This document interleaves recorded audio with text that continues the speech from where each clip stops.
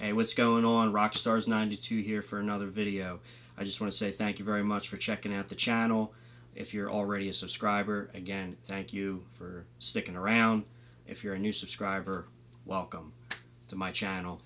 I just got done doing some drum recordings, finishing up my series for Vanilla Fudge's 1967 debut album, Vanilla Fudge, released in August 1967 again. I did a few different versions of, again, Vanilla Fudge's famous cover version from the Supremes, You Keep Me Hanging On.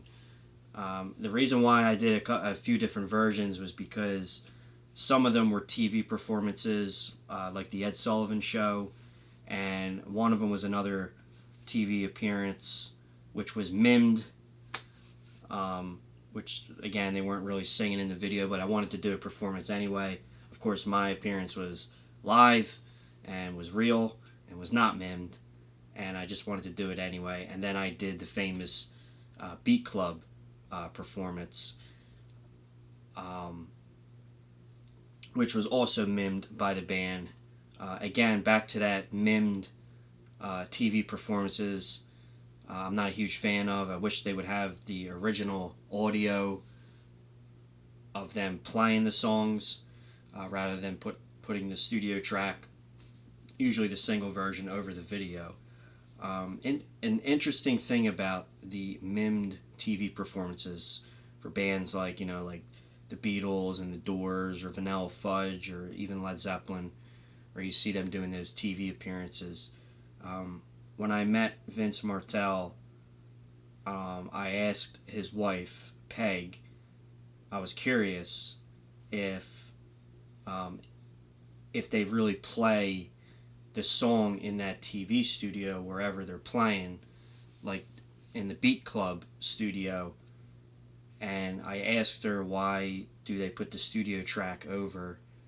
And her answer was that usually maybe it was a bad sound, or I personally think it has something to do with like a contract issue where the band can't perform live.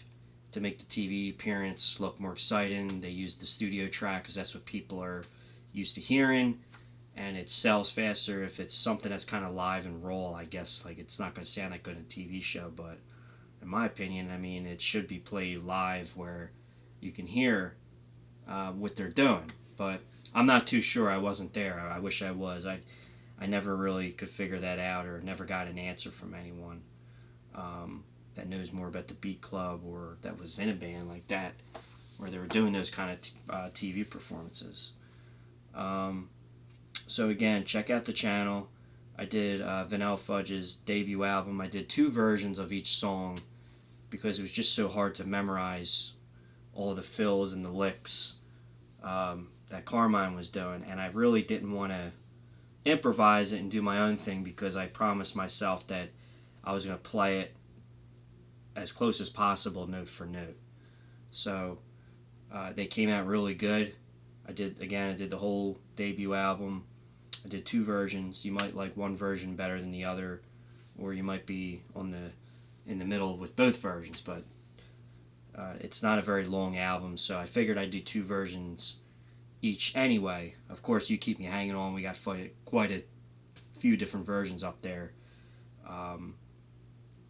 with some different, again, TV performances, and which was, their big hit. Again, was a cover. They did not write that song. If you don't know much about Vanilla Fudge, they're like a late 60s psychedelic rock and roll, acid rock, progressive rock, very improv-y kind of style of music. Very trippy, if we want to get really psychedelic here. And they take a lot of songs that were hits at the time, such as, a couple Beatles songs they did on the debut album, like Ticket to Ride, from the Beatles' 5th studio album, Help, released in August 65.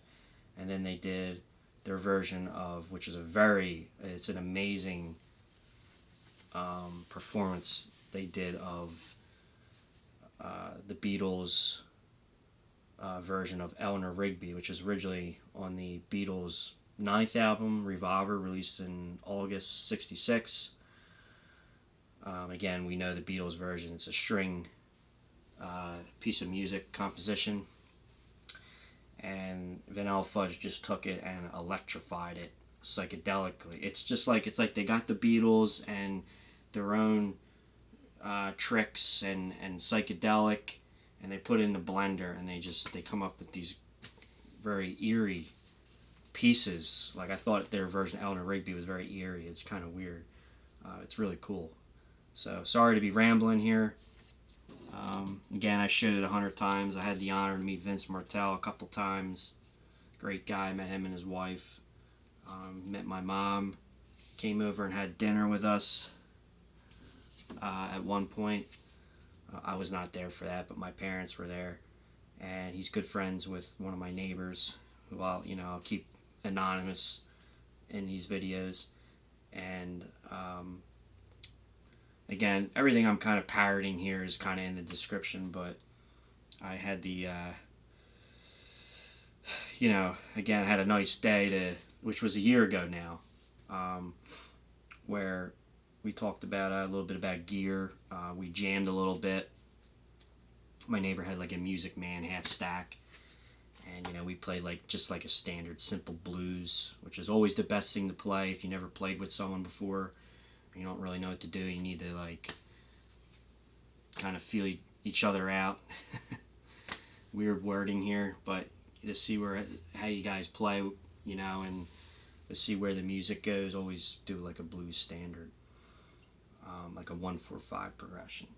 I'll put the clip up. It's on my phone. It's no big deal. It's probably like under a minute long, or my mom was filming it, and she's not really great with using phones and taking videos, so she cut it off, I think, right at my solo. So, but anyway, it's pretty cool. I put it up. I think I have a couple videos where we jam together, just real briefly, and it was a pretty cool moment for me to actually meet a real rock star. So again, yeah, check out the channel, and I'll see you in the next video, and stick around. Oh yeah, by the way, I know you've seen these, but I did get his autograph, obviously, on the vinyl.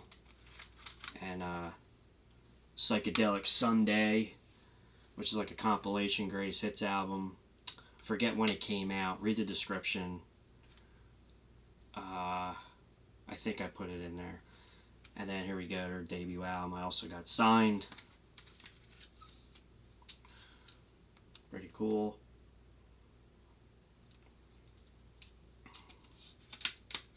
Back cover.